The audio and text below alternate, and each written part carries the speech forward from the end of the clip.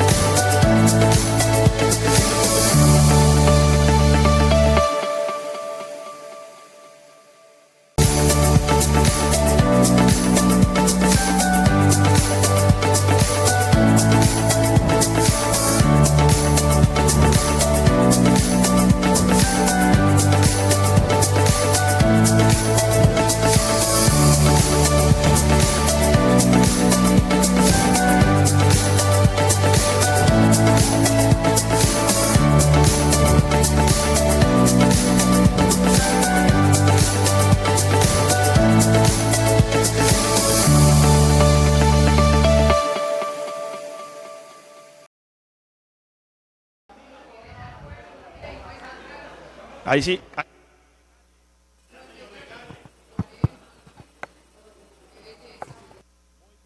Muy buenas tardes, hoy miércoles 27 de mayo, a toda la comunidad de Santa Fe y Antioquia, que nos ve a través de las plataformas digitales, Canal Teleregión, página oficial del Consejo en Facebook. Extenderle un cordial saludo a las personas que nos acompañan en el recinto, a los honorables concejales, secretaria Fernanda Mazo en las cámaras y al invitado que nos acompaña el día de hoy, al doctor José Obdulio Gaviria. Secre, por favor, verificación de quórum. Muy buenas tardes para todos, un cordial saludo para las personas que se encuentran en el recinto, honorables concejales, invitados el día de hoy, y también para las personas que se conectan mediante las diferentes plataformas digitales. Presidente Efraín Muñoz Pino. Presente. Vicepresidente primero Álvaro Hernando Rivera García. Presente. Vicepresidente segundo Víctor Alfonso Gallo Zapata. Honorables concejales María Daisy Cartagena Urrego, Milton Paneso Rincón, Jaime Molina Zapata, Diego Alejandro Holguín Robledo, Martín Emilio Yepes Valle, Iván Darío Delgado Areiza, Jorge Iván Jaramillo. Presente. Luis Felipe Higuita Higuita, Óscar Abad Serna Montoya y Omar Andrés Rivera Silva. Hay quórum, señor presidente. Habiendo quórum, secretaria, por favor leer el orden del día. Orden del día, 27 de mayo del 2026, sesiones ordinarias, primero reflexión e himno de Santa Fe de Antioquia. Segundo, intervención por parte del doctor José Obdulio Gaviria Vélez. Tercero, proposiciones y varios. Honorables concejales, se pone en consideración el orden del día. Sigue en consideración. Aprueban. Aprobado el orden del día, le pedimos al honorable concejal Álvaro Rivera que nos bendiga la sesión del día de hoy por medio de una oración. Gracias. Eso no suena nada. Gracias, señor presidente. Muy buenas tardes, honorables concejales presentes. Doctor José Obdulio Gaviria, bienvenido a Santa Fe de Antioquia, a este Consejo Municipal. Siempre las puertas abiertas para que nos hable un poco de la historia de nuestro municipio, de nuestros próceres. A las personas que se encuentran presentes en el Consejo, bienvenidos, y a toda la comunidad que nos ven por todos los medios virtuales. Vamos a darle entonces gracias a Dios por este nuevo día, esta nueva tarde. Un saludo muy especial a cada uno de los concejales y su familia, esperando que todo se encuentre bien de salud. Vamos entonces a darle gracias a Dios, a rezar un Padre Nuestro, en nombre del Padre, del Hijo, del Espíritu Santo. Pero bueno, si dejan dar la sesión, muy bueno. Sí, bueno, vamos a rezar entonces un Padre Nuestro y darle gracias a Dios, en nombre del Padre, del Hijo, del Espíritu Santo, amén. Padre nuestro que estás en el cielo, santificado sea tu nombre, venga a nosotros tu reino, hágase tu voluntad en la tierra como en el cielo. Danos hoy nuestro pan de cada día, perdona nuestras ofensas, como también nosotros perdonamos a los que nos ofenden. No nos dejes caer en la tentación y líbranos del mal. Amén. Sagrado Corazón de Jesús, Divino Niño Jesús, bendecinos con amor. En nombre del Padre, del Hijo, del Espíritu Santo. Amén. Gracias, presidente.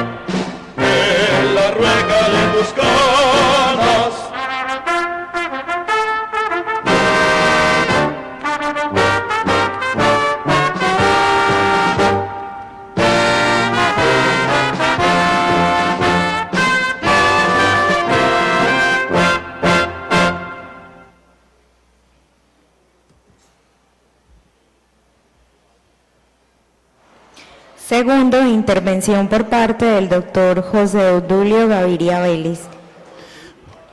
Bueno, darle nuevamente la bienvenida al día de hoy al doctor José Obdulio Gaviria, agradecerle por estar presente en el Honorable Consejo Municipal de Santa Fe de Antioquia. Muy importante para nosotros todos estos temas de historias que hoy nos trae sobre estas personas importantes en las primeras décadas del siglo XX. Entonces tiene doctor José Obdulio la palabra para que nos cuente a los honorables concejales y a la comunidad que nos ve a través de la transmisión.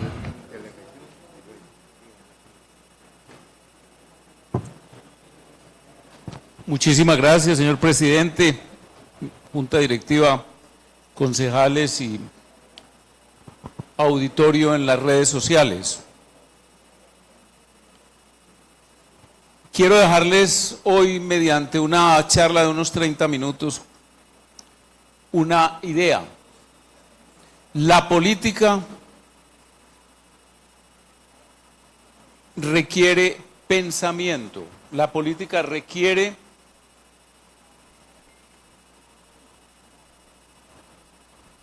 una plataforma ideológica, la política es el desarrollo de la filosofía política.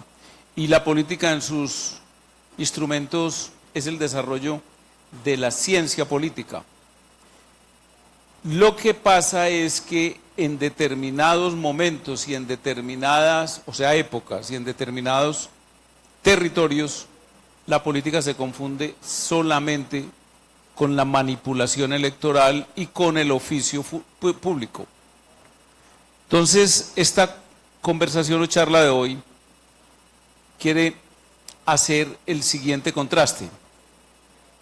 El texto de historia más leído hoy en Colombia es un libro que está en PDF sobre Colombia, incluso desde el siglo XVI, y va hasta el año 2017, cuando murió el autor, que es un señor Antonio Caballero. Y lo traigo a colación porque el pensamiento político expresado en la historia para Antonio Caballero es el discurso político del Foro de Sao Paulo, de la dirigencia marxista, del socialismo del siglo XXI, respecto a lo que ha sido la historia de Colombia. Y entonces el capítulo del cual les voy a hablar, que va desde el año 1898 hasta el año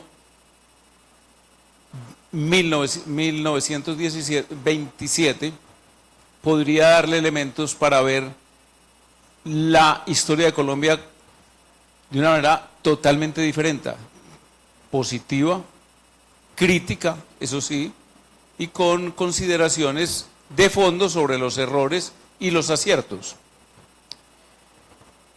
Y ese periodo tiene una coincidencia. Las cuatro figuras más trascendentales, por lo menos entre las cuatro figuras más trascendentales, porque voy a excluir algunas que no son antioqueñas, a saber, Marco Fidel Suárez, que yo ahora le hice un examen en un restaurante a una persona más o menos conocedora e ilustrada. Háblame de Marco Fidel Suárez. ¿Se acuerda que hay un colegio que se llama así? No tenía ninguna referencia importante. Háblame de Pedronel Ospina. Pedronel Ospina, el batallón Pedronel Ospina. Háblame de Rafael Uribe Uribe. De pronto tenía algo de mayor información. Y háblame de Carlos R. Restrepo. Y yo creo que si les hago a ustedes esa misma pregunta, creo que la respuesta es igual. Pues bien, el capítulo de Antonio Caballero es prácticamente un capítulo de burla de estos cuatro personajes, de denuestos, de agresión histórica sobre sus nombres y sobre su obra. No hay tal. Entonces les quiero contar la historia. A mediados del siglo XIX, es decir, si voy a hablarles de personajes de la cultura política y del protagonismo político del año 1898 y 1900, es gente que nació a mediados del siglo XIX. El primer personaje nació en una choza tal cual. No sé si algunos de ustedes han ido a esa choza, vale la pena. ¿Alguno ha ido? Eso es verdad, o sea, eso no es un cuentazo. La mamá de Rosalía Suárez era una señora que lavaba ropa, muy agraciada, según entiendo, y tenía amores con un personaje rico, pero casado.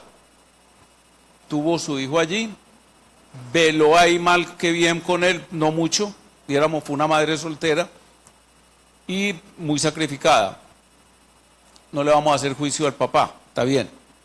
De hecho, posteriormente introducimos el hecho de que cuando muere la esposa del señor, que era un señor Barrientos, él le ofrece a Marco Fidel el apellido, y Marco Fidel ya es un señor importante y tiene a su mamá, a quien adora, la tiene en Bogotá, y le dice: no, papá, pues si quiere darme el apellido yo lo uso, pero como Suárez Barrientos. O sea, era un apellido Barrientos. La casa de ellos es la casa muy bonita que queda al lado de la clínica Soma. Y paralelamente, en el Palacio de Nariño, como una novela, una telenovela, entre sedas y linos, y con aguas purificadas, etcétera, nace otro niño que se llamaba Pedronel Ospina. ¿Por qué digo que nació en un palacio? Porque nació en el Palacio de San Carlos. Él era hijo de Mariano Ospina Rodríguez, presidente de la República, y de una señora de apellido Vázquez, que era la familia más rica de Antioquia, asentados en Medellín. Entonces, esas dos vidas que comienzan a mediados del siglo XIX, en donde si el país fuese como lo pinta Antonio Caballero y el marxismo cultural colombiano, pues entonces Marco Fidel hubiera sido un cuidador de carros o una persona sin ninguna opción. De carros de caballo, de coches de caballo, y le andó. Y Pedronel listó una vida de holgorio y de triunfos y de dinero, etc. No.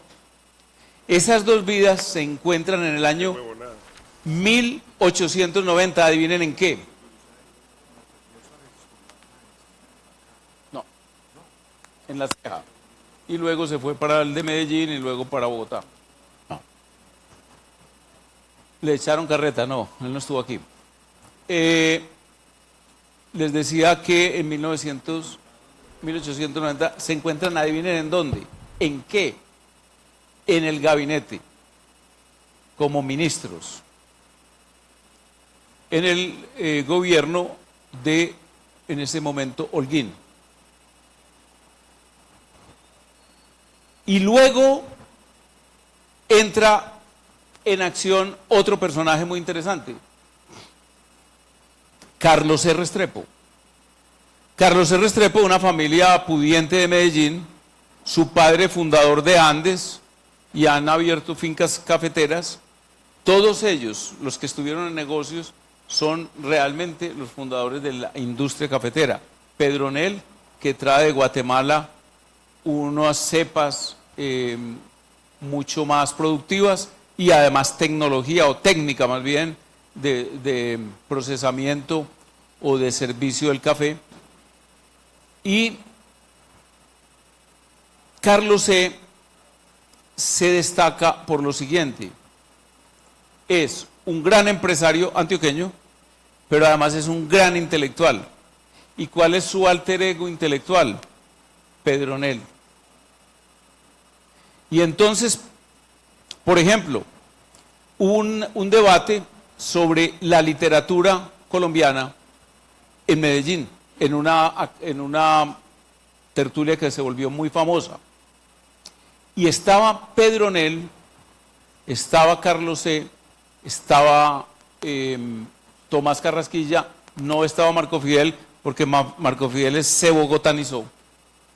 Marco Fidel se fue a Bogotá y ya realmente regresó 2 años en medio de una trifulca que Antioquia y Colombia se mantenían en guerra civil, y luego regresó a Bogotá y ya se volvió pues bogotano propiamente, y además incluso sus herederos, su familia, que solamente queda una nieta, es una figura muy importante de la sociedad bogotana, miembro de correspondiente de la Academia de la Lengua Española, de la Academia Colombiana de la Lengua.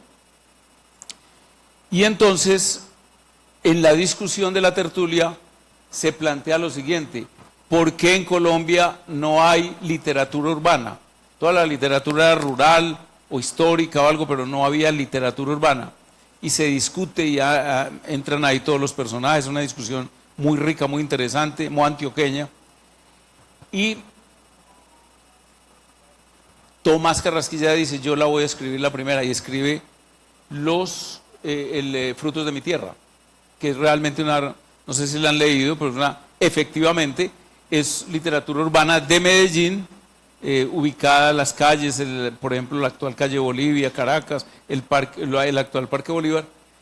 Y cuando ya entrega la obra, quien la prologa y cuenta este cuento que le estoy contando, la apuesta que habían hecho de que no había elementos para hacer literatura urbana, la prologa Pedronel Ospina. Pero además Pedronel, paralelamente, ha sido el rector de la Escuela de Minas. Miren ustedes el nivel. Claro, como nació en cuna de oro, estudió en los Estados Unidos, tiene unos títulos profesionales sumamente reconocidos, pero mientras tanto, este muchacho jovencito, pobre, ha ido haciendo su carrera lentamente hasta un momento en que hacen un concurso en Bogotá sobre la obra de Andrés Bello. No sé si lo ubican a Andrés Bello, que es el redactor del Código Civil que utilizamos en América Latina, incluso el todavía vigente, el Código de Bello, por eso se llama así. Y entonces la presentación es nada menos que en la Academia de la Lengua en Bogotá. Está el presidente de la República, que es un académico, está el que después fue presidente de la República también, Miguel Antonio Caro, está el que después fue presidente Concha, el que fue presidente Abadía, una cosa, estaba pues toda la crema innata bogotana, o bogotana no, colombiana. Leen el veredicto de quién ganó el concurso y leen el seudónimo, no saben quién es, pero está ahí pues obviamente. Se levanta un peladito antioqueño, 22 años, la sorpresa, y a partir de ese momento él es una figura de las letras colombianas y respetado. Miguel Antonio Caro se lo lleva como su secretario en la Biblioteca Nacional que ya ha sido fundada, y como ven ustedes, entonces de ahí surge, es decir, por sus méritos, una figura muy importante. Entonces volvamos a Carlos C. ¿En qué año se separa, llamémoslo así, se separa Panamá de Colombia? Exactamente. Y eso es un desastre. Colombia era importante por Panamá. Colombia era la situación, imagine usted, geopolítica. De hecho, el genio de Bolívar decidió que allá debía ser la capital de América, de la América de México para abajo. Acuérdense lo que él citó, el Congreso Anfictiónico, e incluso invitó a los Estados Unidos, no como miembro de esa confederación que él pretendía, sino como observador, y los gringos mandaron observador. Es decir, Panamá era poco menos que el escenario desde donde se iba a producir el desarrollo, el crecimiento, la gloria de este territorio, de Colombia. Pero en ese escenario, el papel de los Estados Unidos fue el papel del malo contra los pobres o contra el débil. Malo y fuerte contra el débil. Y por lo tanto, la situación es absolutamente imposible de sostener, porque los Estados Unidos ya comienzan a ser la gran potencia del mundo y por lo tanto hay que tenerla como cliente de los productos. Ya se está exportando café en buena cantidad, ya hay, dijéramos, cierto surgimiento y nacimiento de actividades empresariales, industriales, etcétera, y sobre todo en Antioquia. Y entonces ocurre que se juntan en Bogotá, en el poder, estas cuatro personas. Carlos C., presidente de la República. Marco Fidel, la persona más importante del gobierno de Carlos C., hasta el punto de que él fue designado, ¿se acuerda la figura?, a la presidencia 7 veces. Marco Fidel.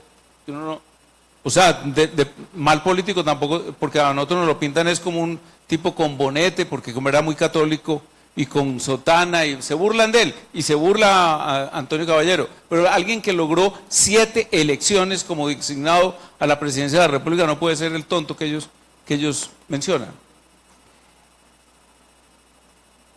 Carlos C., presidente, Marco Fidel, el gran asesor del presidente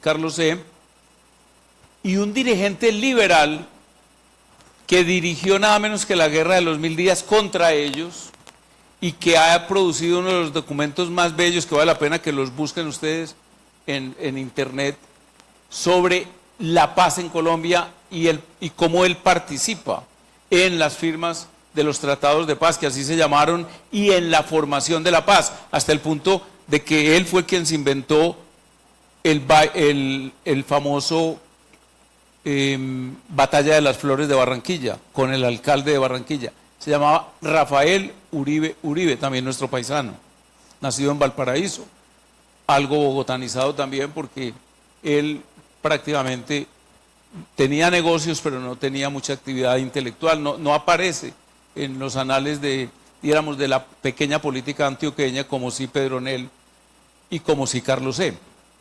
Entonces ya tenemos esos 4 personajes en acción. Y los 4 coinciden en lo siguiente: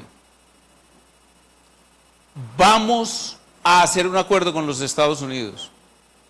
Prácticamente toda la clase política en Bogotá, yo no digo bogotana, en Bogotá, en Caribe, etcétera, totalmente negados a un acuerdo con los Estados Unidos. Y ese acuerdo supone una indemnización. La indemnización es multimillonaria para la época, 25 millones de dólares. Entonces, Laureano Gómez, que ya es representante a la Cámara, y Concha y otros dirigentes conservadores básicamente también como ellos, incluso también los liberales, a excepción de Rafael Uribe Uribe, comienzan una campaña horrorosa, pero horrorosa, contra estos 4 dirigentes, en particular contra su honra, contra su honor en cuanto a la decencia en el manejo de los bienes públicos, 25 millones de dólares, y entonces es para robárselos. Y esto es una claudicación, y esto es una entrega, y esto es una humillación. No obstante, el Congreso les aprueba el acuerdo. Pero en los Estados Unidos no la aprueban porque dicen: nosotros nos vamos a humillar ante esos negritos y esos indiecitos. Y bueno, pues, supongo cómo hablarían. Estamos hablando de Roosevelt, que era sumamente agresivo, y un senador muy famoso de la historia norteamericana, de apellido Talf. Logran la aprobación y comienza la lucha porque la aprobación acá en Colombia, para que en los Estados Unidos se logre hacer lo mismo. Y solamente cuando llega a la presidencia en el año 18, porque eso es del 10 al 14, del 14 al 18 el presidente Concha,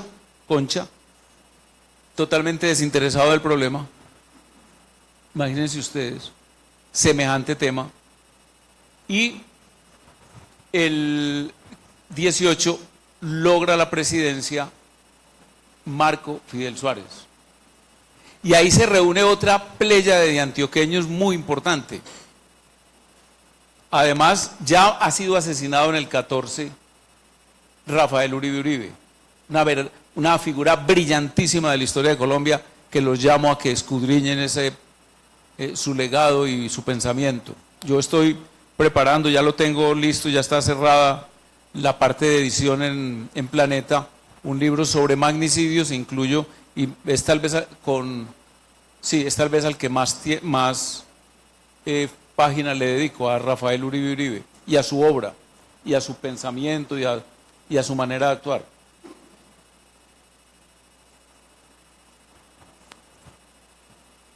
Y entonces comienza la discusión siguiente. Los Estados Unidos devuelven el documento, pero le hacen cambios.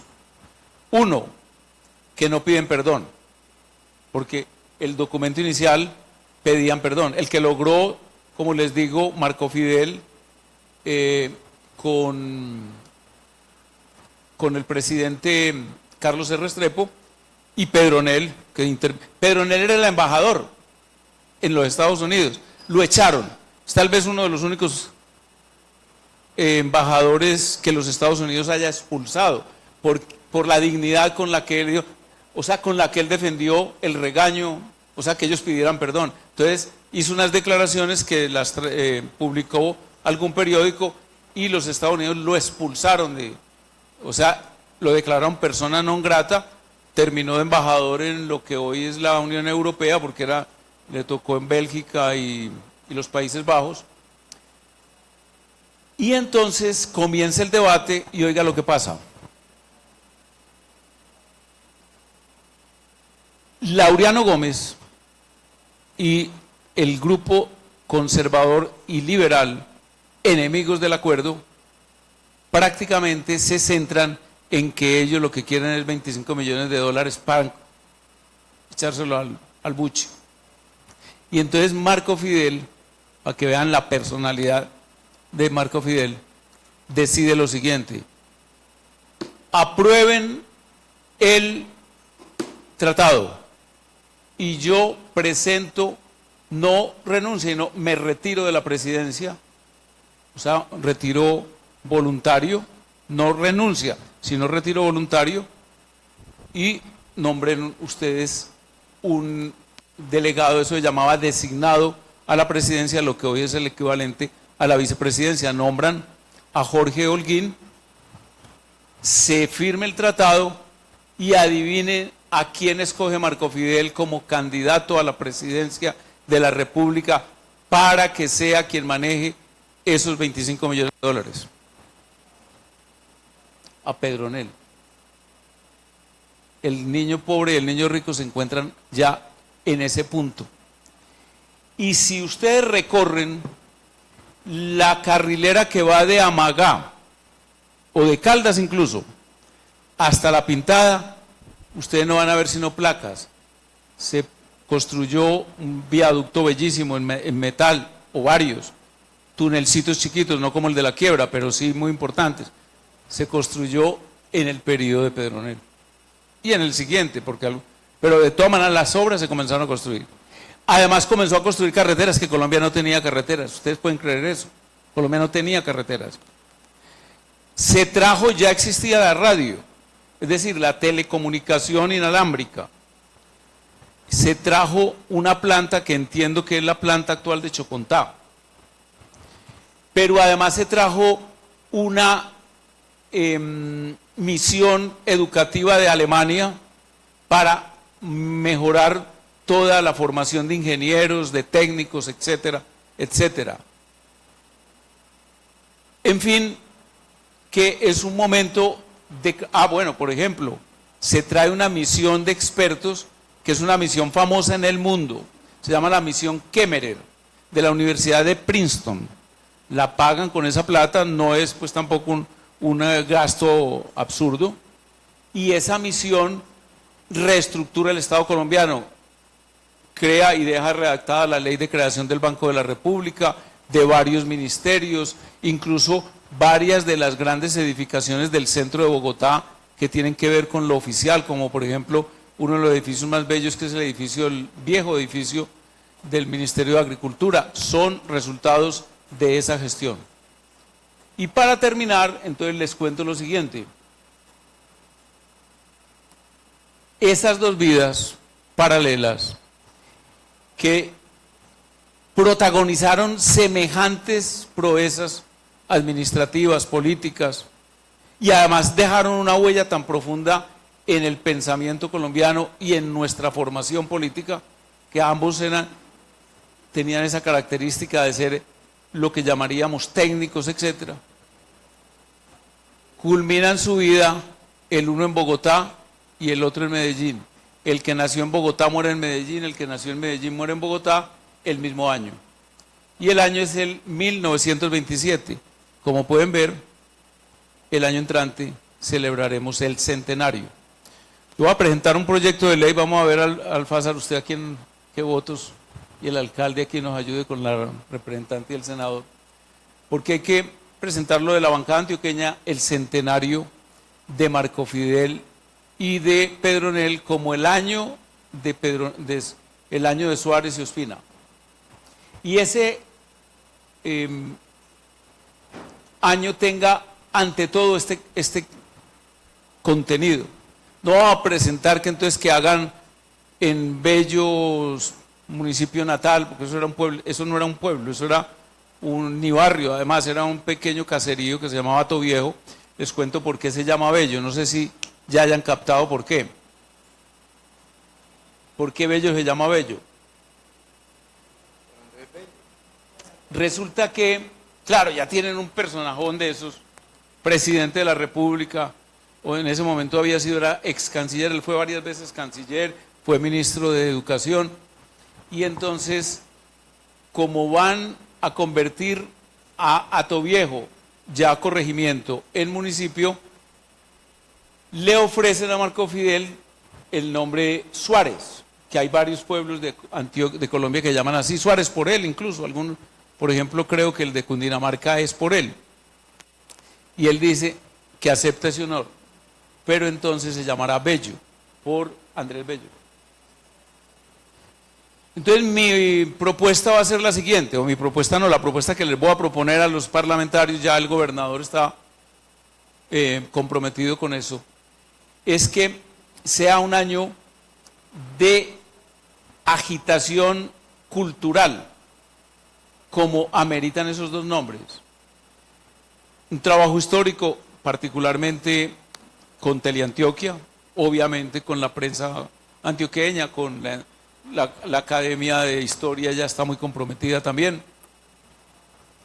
Un gran evento en Medellín, en el Teatro Metropolitano, con la orquesta sinfónica creada por el gobierno de Andrés Julián, que es un éxito extraordinario. No sé si ya la hayan invitado, y si no, se los recomiendo.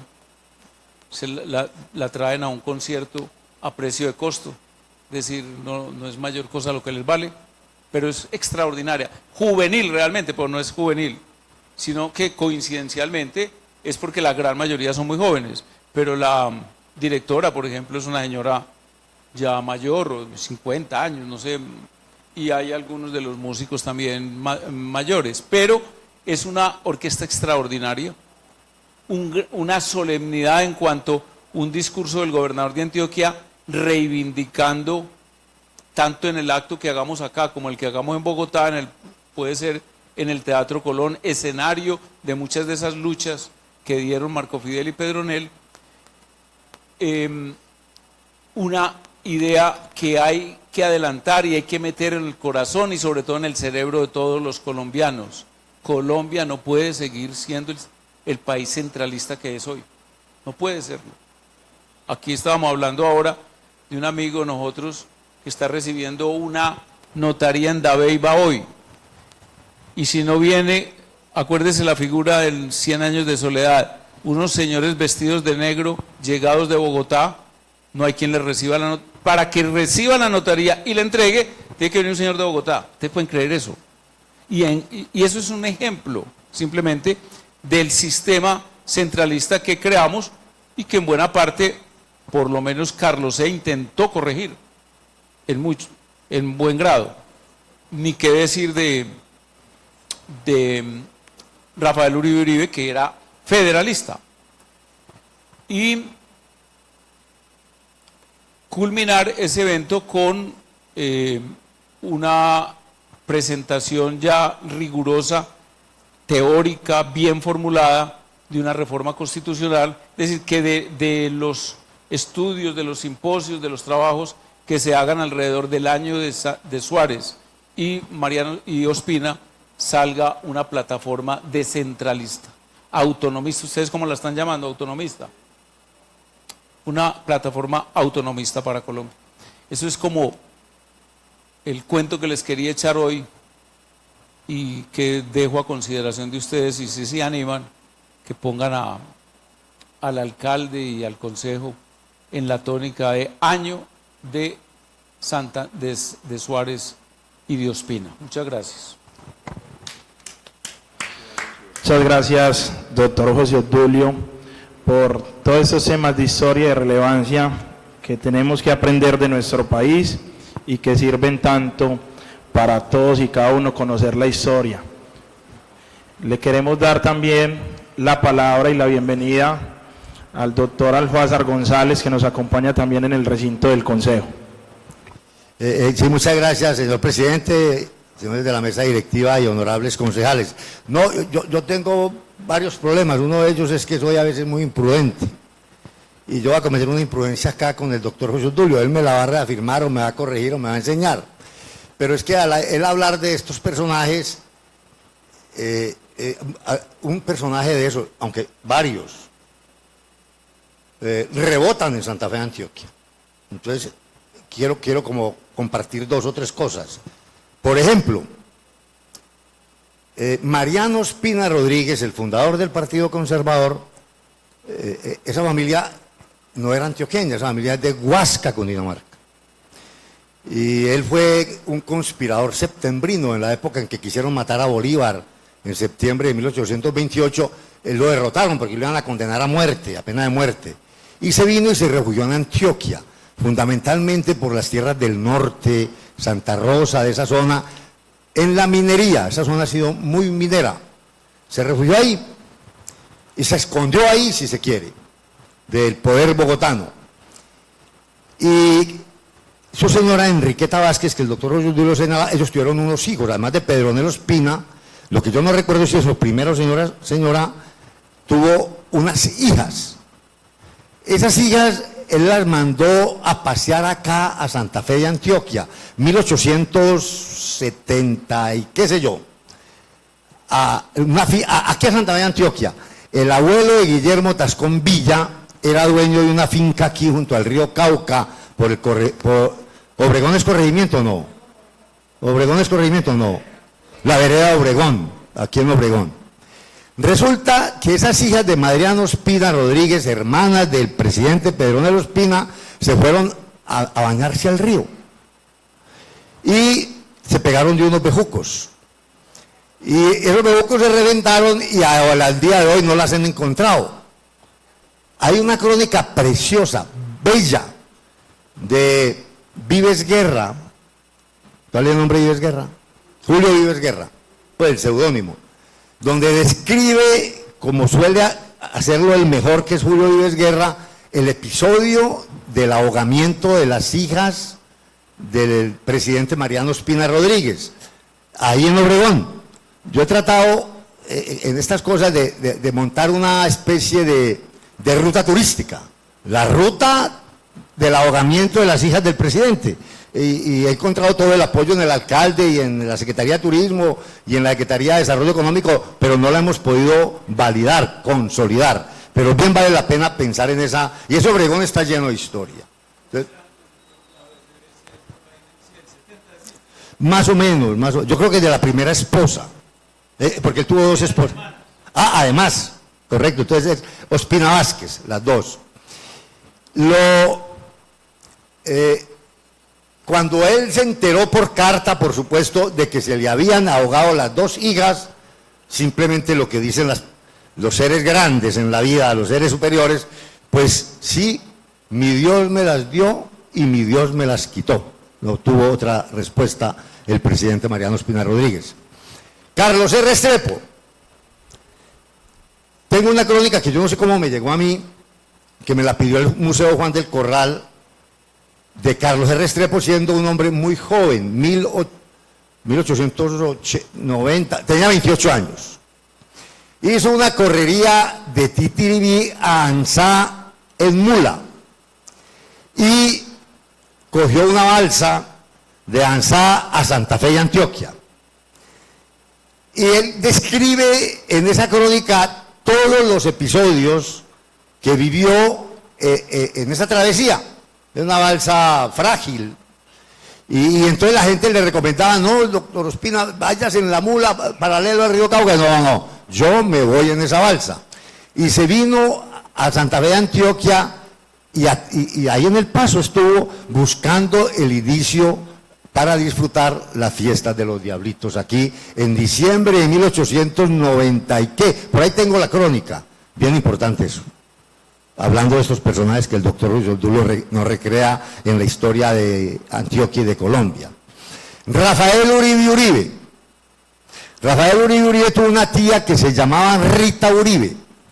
Esa tía fue la esposa de Juan H. White, de John Henry White, el ingeniero inglés que vino en la época de los estados federales de la Constitución Liberal de Río Negro, que fue donde Antioquia pasó premonitoriamente. ¿A dónde estamos nivelar de acá? Moni Velarde. Esto se llama aquí Moni Velarde, ¿no? Que Moni Velarde intuyó y le dijo a la corona española en 1883: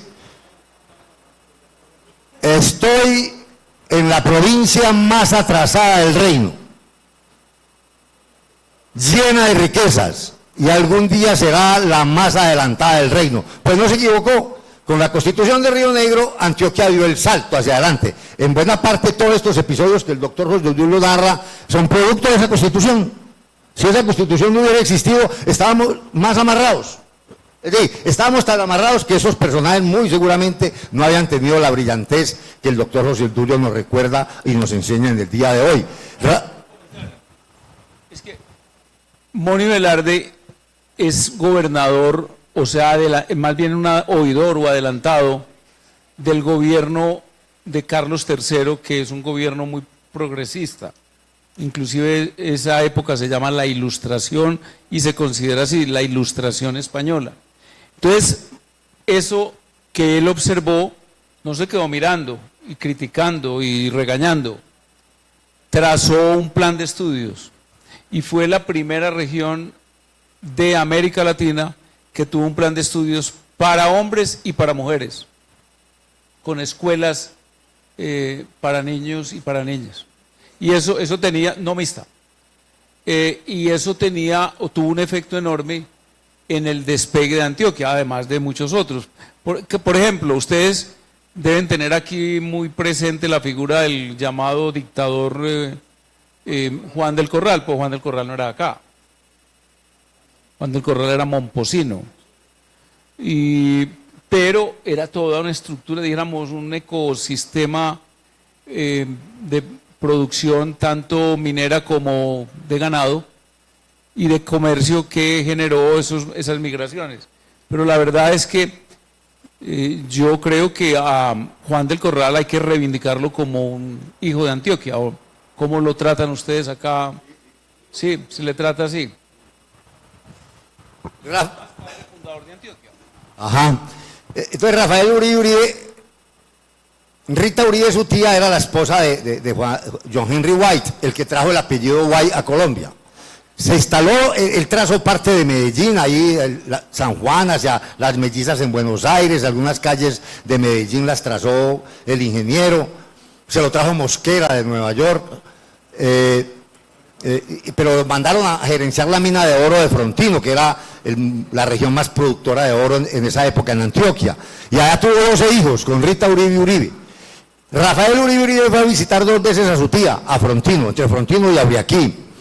Aquí en esta loma, en Loma Hermosa, hay una casa arriba, donde en la guerra de los 1000 días Rafael Uribe se guarecía con su tropa.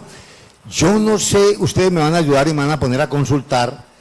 En el Museo Juan del Corral hay una mesa, pues está la mesa donde se firmó el acto de independencia de Antioquia, sí, pero hay una mesa donde Rafael Uribe firmó alguna, no propiamente una capitulación, una guerra de esas tontas de los 1000 días entre liberales y conservadores, sino alguna figura dentro de la guerra, armisticio, ¿cómo se llama eso?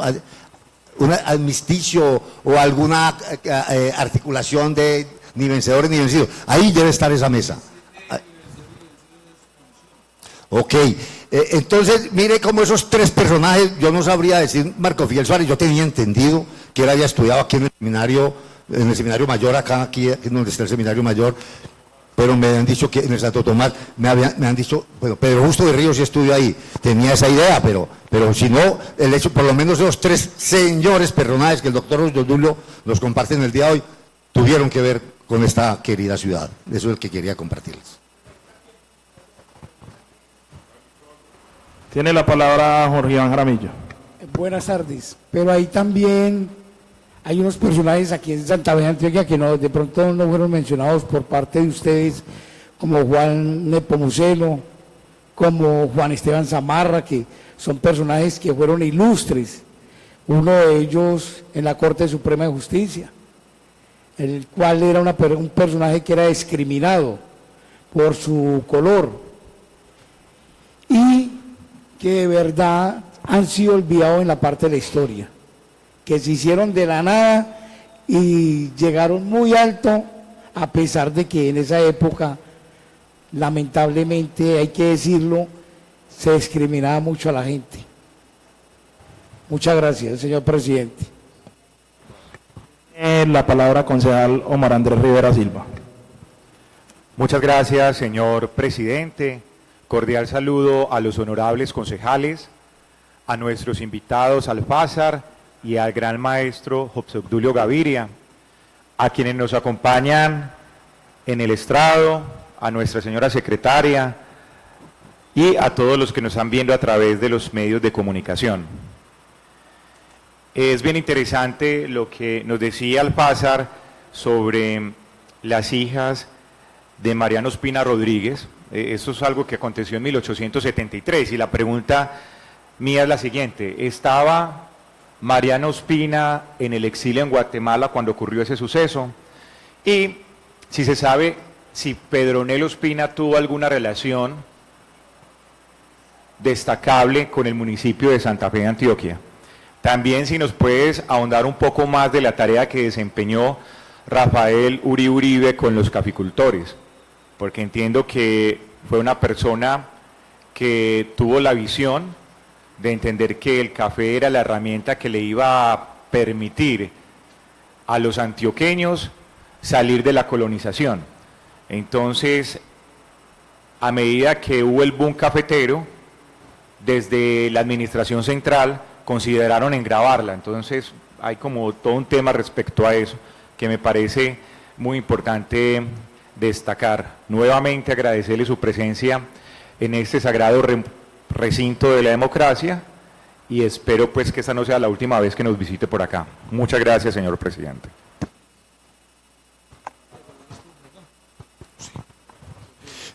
A ver, yo no, el doctor Zulio puede tener información, pero yo puedo decir algo sobre el tema que plantea el honorable concejal Omar.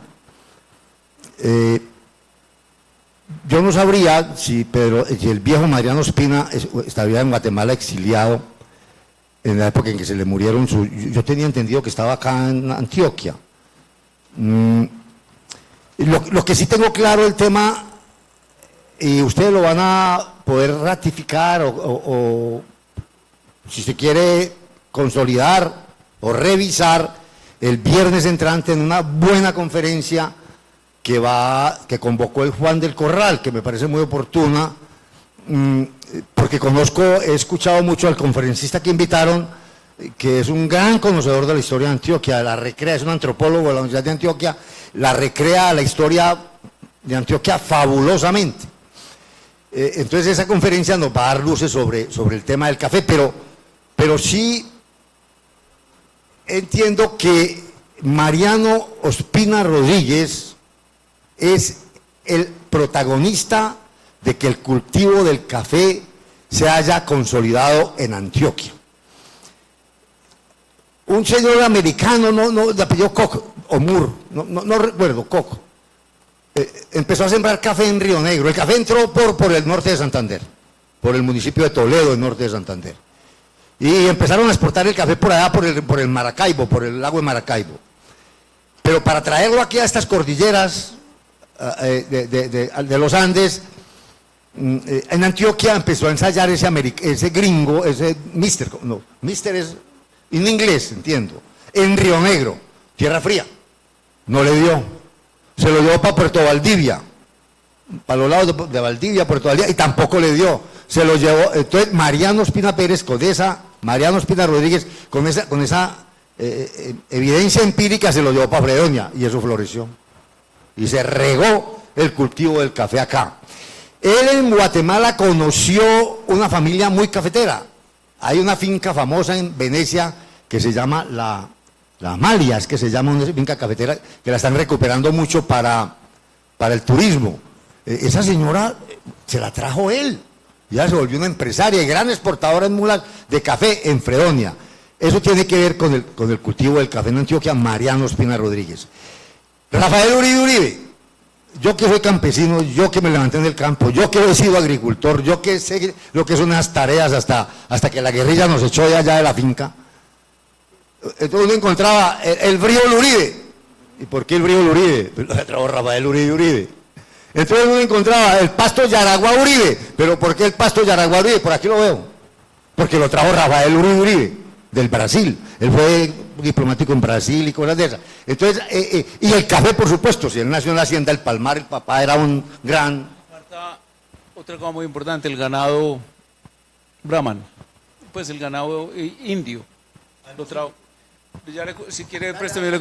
Mire, esas dos figuras son trascendentales, no solamente por ellos, Mariano Espina Rodríguez Pedronel y Rafael Uribe Uribe, por él, sino como grupos familiares. Rafael Uribe Uribe termina la paz, liberal conservadora, la guerra, muy sangrienta. Palo Negro tuvo se dice que esa guerra tuvo más o menos 100.000 muertos. No sé si conocen una fotografía terrible que es donde está hoy el aeropuerto de Bucaramanga, que se llama Palo Negro, donde fue una de las principales batallas. Hubo una como especie de pirámide de calaveras, hasta cuando hicieron el aeropuerto prácticamente. Entonces, Rafael Uribe Uribe se empeña en la paz, la cumple, mete a su partido en la paz y además comienza a participar en el gobierno conservador. Y a él lo manda el presidente Reyes como embajador a 3 países, Argentina, Brasil y Chile. Y él utiliza esa experiencia para enviar literatura y sobre todo muestras y sobre todo semillas. Entonces ese es el origen. Ahora, Mariano Espina, ¿qué pasó? Mariano Espina era presidente de Colombia, se levantan contra él los liberales dirigidos por Mosquera, lo derrotan, lo capturan y lo condenan a muerte, a él y a su hermano que era uno de los ministros. Entonces, en la noche del fusilamiento, le conmutan la pena y lo mandan para Cartagena, que se vaya del país, y él termina ya exiliado en Guatemala. Y él está, eso fue más o menos 60, 70 o 71, de manera que tu inquietud de si estaba presente en el país es muy factible si ustedes dicen que ese accidente de las hijas fue en el 73. Tiene la palabra... pero también una cosa importante, estoy de acuerdo con lo que dice Alfázar de que los empresarios alemanes y los santanderianos impulsaron el café, pero esa industria ante todo terminó siendo una industria antioqueña y en particular antioqueña concentrada en el viejo Caldas, que eran los actuales Caldas. La colonización antioqueña, que eso es una epopeya también que vale la pena que de pronto la metamos en todos estos proyectos de estar expandiendo el conocimiento de la historia de Colombia desde una posición positiva, por lo menos objetiva, no la exposición de la historia de Colombia como una suerte de tragedias continuadas, de asesinatos, que sí los hay, pues no se puede negar, y de fracasos, porque también hay de decir que, por ejemplo, eso que dice Alfázar respecto al federalismo en Antioquia, no se puede predicar de los otros departamentos. Los otros departamentos no aplicaron la libertad y autonomía como la aplicó Antioquia, por una cosa curiosísima. Y es que acá se aprovechó una norma que establecía que el gobierno central, el de Bogotá, no se podía meter en los conflictos internos de cada estado. Y aquí los conservadores se levantaron contra el gobernador liberal Pascual Bravo, lo derrotaron, murió en la batalla y quien lo derrotó fue Pedro Justo de Río, que fue uno de los grandes gobernadores de Antioquia. Pero él no alcanzó a hacer esa obra de la que habla Alfázar, porque luego en otra confrontación los derrotan a ellos, los reemplaza un gobernador liberal, Recaredo Villa, pero igualmente progresista, y me imagino, supongo que es de acá. Ese Villa no es de acá el apellido, supongo yo. Tiene la palabra el honorable concejal Felipe Higuita. Muchas gracias, presidente. Compañeros, un cordial saludo a la mesa directiva, a los invitados, don Alfázar y el doctor José Obdulio. No quería pasar esta oportunidad de usted, doctor, político importantísimo de este país, y hoy que nos viene a hablar de dos grandes próceres, como Marco Fidel Suárez y Pedronel Ospina, y me gustaría un mensaje, ya que acá este consejo es un consejo joven. ¿Qué mensaje nos daría a nosotros los concejales jóvenes y a la comunidad santafereña, o mal dicho, pero doblemente antioqueña, don Alfázar me corrige, a esos mensajes a los jóvenes? ¿Qué necesitan los jóvenes para volver a alcanzar esa victoria o ser tan importantes como Marco Fidel Suárez y Pedronel Ospina? Muchas gracias, presidente.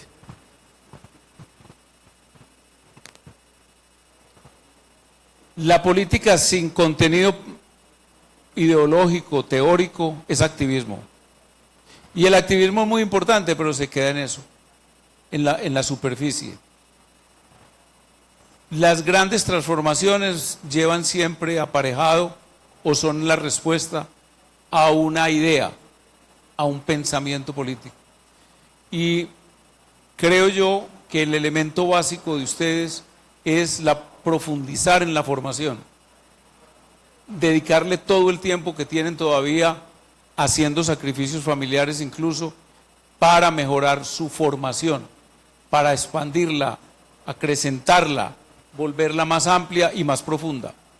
Y la formación no solamente en pensamiento político, ideología, o llamémoslo filosofía y ciencia política o historia, sino también en lo que cada cual tiene como profesión personal o como actividad en donde se sentirá mucho más capaz de ejercer un liderazgo en las obras públicas, en el derecho constitucional, en la academia, en fin. Yo ya incluso no lo dejo en palabras, estamos programando con el secretario de Juventudes y la Universidad Cooperativa de Colombia, en un acuerdo entre la gobernación y el departamento y la universidad y un centro de pensamiento en Bogotá, un posgrado nivel diplomado con todos los miembros de los consejos de juventud, más personas como ustedes, es decir, jóvenes que estén hoy en la actividad política, que estén preparándose como concejales, diputados, hay alcaldes muy jóvenes, candidatos, que eso va a ser el año entrante también, porque este del que les hablo es un diplomado para el segundo semestre de este año, y luego pretendemos uno pensando en candidatos de todos los partidos y de todas las ideologías, sin sesgo, pero sí, el único sesgo es estudiar,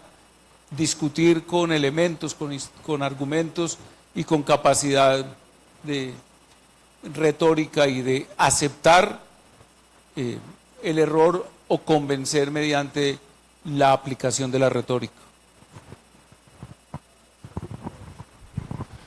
Doctor José Obdulio, yo veo con preocupaciones esa pérdida del conocimiento de la historia.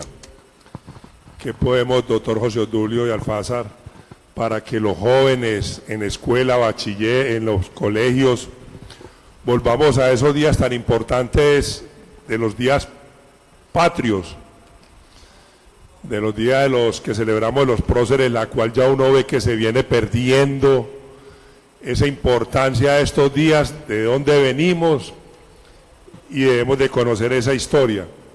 ¿Qué tenemos que verdad hacer para volver que de esas matices de la educación vuelva otra vez a los jóvenes toda esta historia que se va perdiendo cada día más en la educación? Yo quisiera, ¿qué tenemos que hacer o qué hay que hacer para que toda esta historia que ustedes cuentan en un futuro ya se va a desconocer y no queda sino los escritos, y como saben ya son muy poco lo que se lee o lo que se ve? Yo quisiera que nos contaran un poco qué hay que hacer con esta educación de la patria. Muchas gracias. Primero hay que sacar a los profesores de esa inercia negativa, de ese negativismo respecto a las ciencias sociales.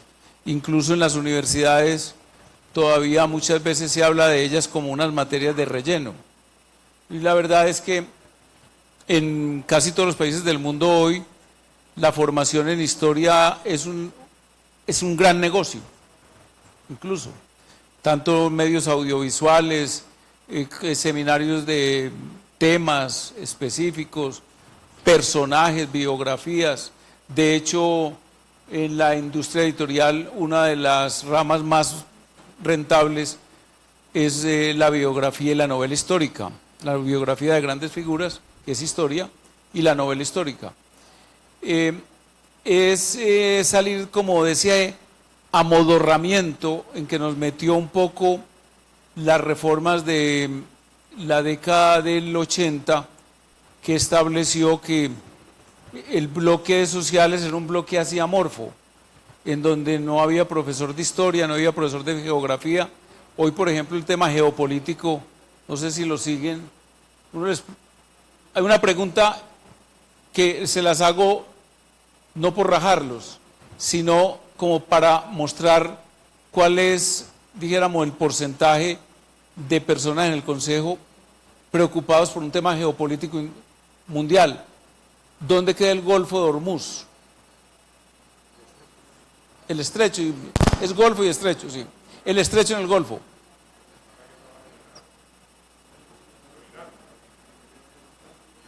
¿Cierto? Y entonces, inclusive uno mismo no sabe dónde queda el canal del Suez, quién lo hizo, por qué, qué vinculación tiene el canal del Suez con el canal de Panamá, una serie de cosas importantísimas y que además explican el desarrollo mundial. Y en los odios entre países, la explosión de grandes conflictos, la solución de grandes conflictos. Cosa que, por ejemplo, estuve viendo programas de los pelados en el llamado programa de las Naciones Unidas ONU, y me parece muy positivo. No sé si ustedes alguno lo hizo, o si aquí en el municipio lo han traído el programa. Acá trajeron el programa de los jóvenes de la ONU, ¿o no? De esos debates nunca lo han traído al colegio. Por ejemplo, yo, como secretario de Educación o secretario de Cultura, me propondría que en todos los pueblos de Antioquia haya la experiencia ONU. Claro, no, y es geopolítica, es economía, es ciencia política. De hecho, la ciencia política remite luego a la filosofía política, etc. Pero vale la pena ponerle mucho entusiasmo, y personas como el gobernador actual, Andrés Julián, toma esto con mucho gusto, es decir, disfruta y le gusta. Se decretó la cátedra que yo estuve presentándola aquí, la cátedra de historia obligatoria de Antioquia. Entonces, yo creo que es un trabajo a realizar con paciencia, con juicio y con mucho entusiasmo.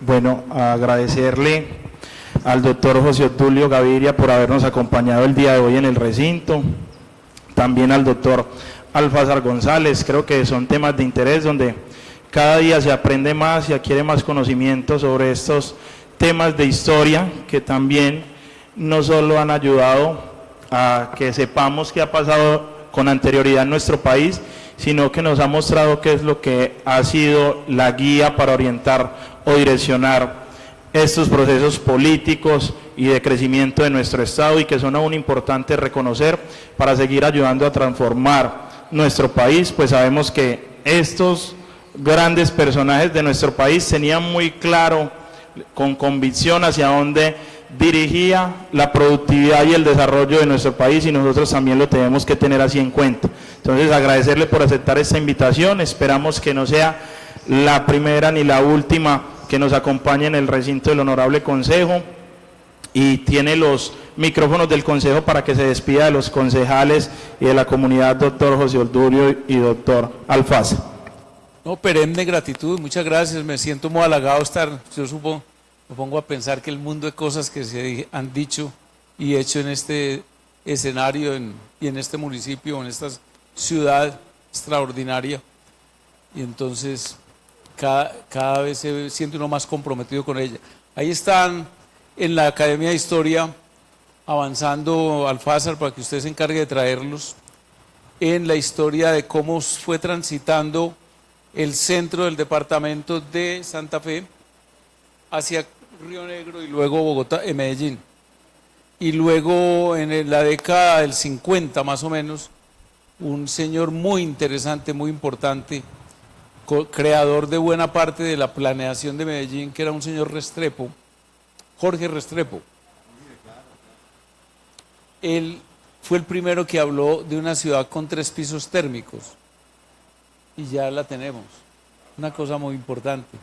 Y eso creo que habrá otra ciudad en el mundo, yo no sé. Estamos hablando de 2.200 metros sobre el nivel del mar el Valle de San Nicolás, supongo. 1.450 en promedio el Valle de Aburrá, promedio de pronto, un poquito más, porque la parte de arriba es más altica. Y 500 metros. Eso no, y además unido por túneles con posibilidad de que tengan 2 de los valles, aeropuerto internacional, etcétera. Es una cosa deslumbrante. Además, la historia termina siendo una fuente también de trabajo en municipios, en ciudades como esta, porque aquí debiera haber mínimo 8 o 10 buenos guías turísticos con formación histórica, con formación académica, que son muy buen negocio. Y además esos guías turísticos hoy tienen una alternativa interesantísima, y es que son youtuber o en general influencer con programas muy vistos que además son una buena fuente de ingresos. Supónganse ustedes que les entren 500, 600 dólares mensuales por el trabajo en redes, o que les entre más, porque 1.000 dólares más los guías, los recorridos, etcétera, más los trabajos especializados, pueden ustedes tener aquí fácilmente 15, 20 profesionales muy bien remunerados que dinamizan mucho la vida cultural, pero también la vida económica. Sí, señor presidente, muchas gracias. No, pues la verdad, pues, muy placentero estar aquí con todos ustedes, por supuesto, y en compañía, pues, del doctor José Obdulio. El doctor Uribe, cuando se refiere al doctor José Obdulio, dice el profesor José Obdulio. Pues sí, profesor, pues muy bien. Entonces, mire, concejal, él me hace acordar también algo. Uno va escuchando ya a estas alturas de la vida, va escuchando cosas y anécdotas y vainas. Mire lo que eran los gobernantes antes. Qué bueno poder retornar a ese espíritu del gobernante. Jorge Restrepo Uribe fue alcalde de Medellín varias veces por allá en los años 50.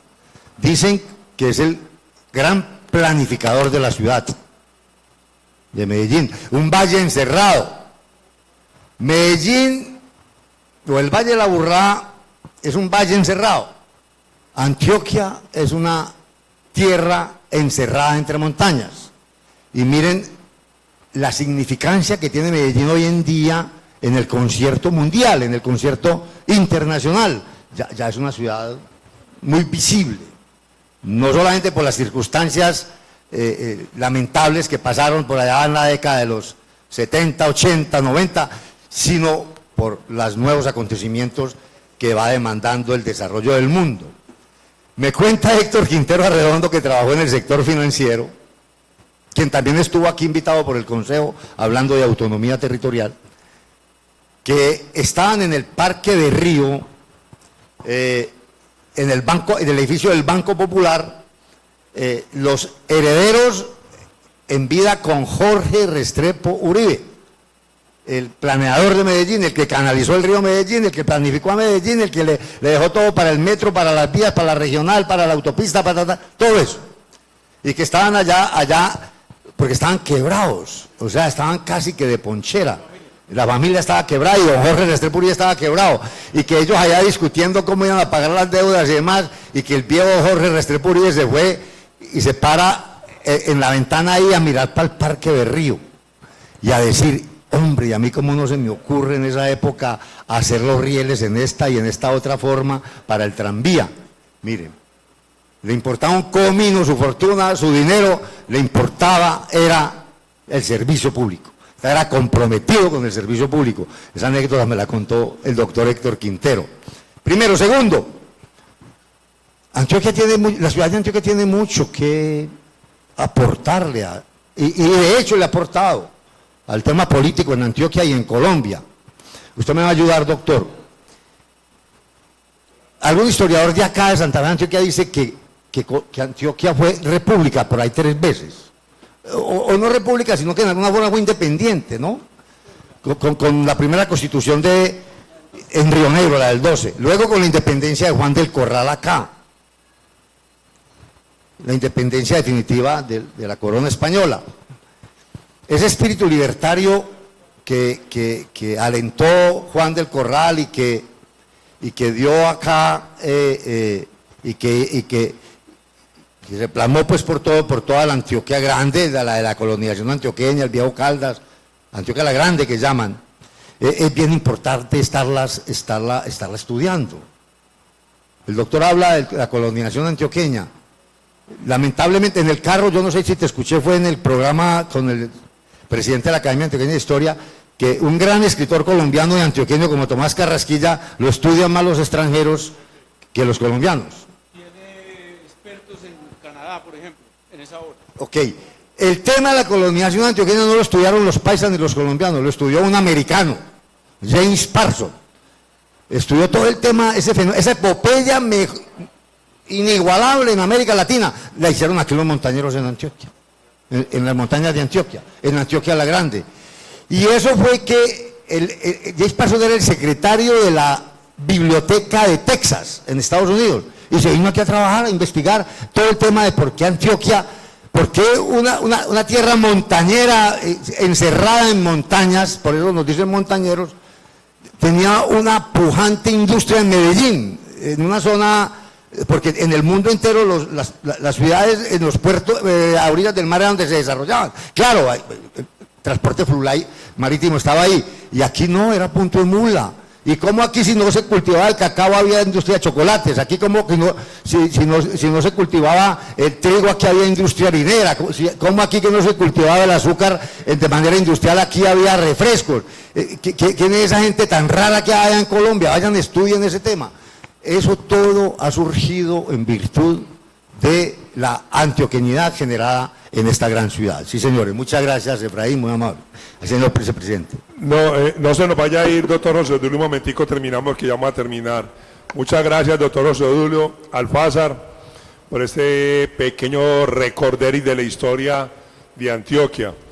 Gracias, agradecerles por este rato que nos dan a los concejales municipales y a la comunidad. Por favor, secretaria, seguir con el orden del día. Tercero, proposiciones y varios. No siendo más, se cita para mañana 6 de la tarde, mesa de víctimas. Por favor, secretaria, llamar a lista. Presidente Efraín Muñoz Pino. Vicepresidente primero, Álvaro Hernando Rivera García. Presente. Vicepresidente segundo, Víctor Alfonso Gallo Zapata. Honorables concejales, María Daisy Cartagena Urrego. Presente. Milton Paneso Rincón. Jaime Molina Zapata. Diego Alejandro Holguín Robledo. Presente. Martín Emilio Yepes Valle. Con las buenas tardes, presente. Iván Darío Delgado Areiza. Jorge Iván Jaramillo. Presente. Luis Felipe Guita Higuita. Presente. Oscar Abad Cerda Montoya y Omar Andrés Rivera Silva. Hola, hola. Sí, sí. ¿Ya le había subido? Sí, sí. Como ahorita se escuchó.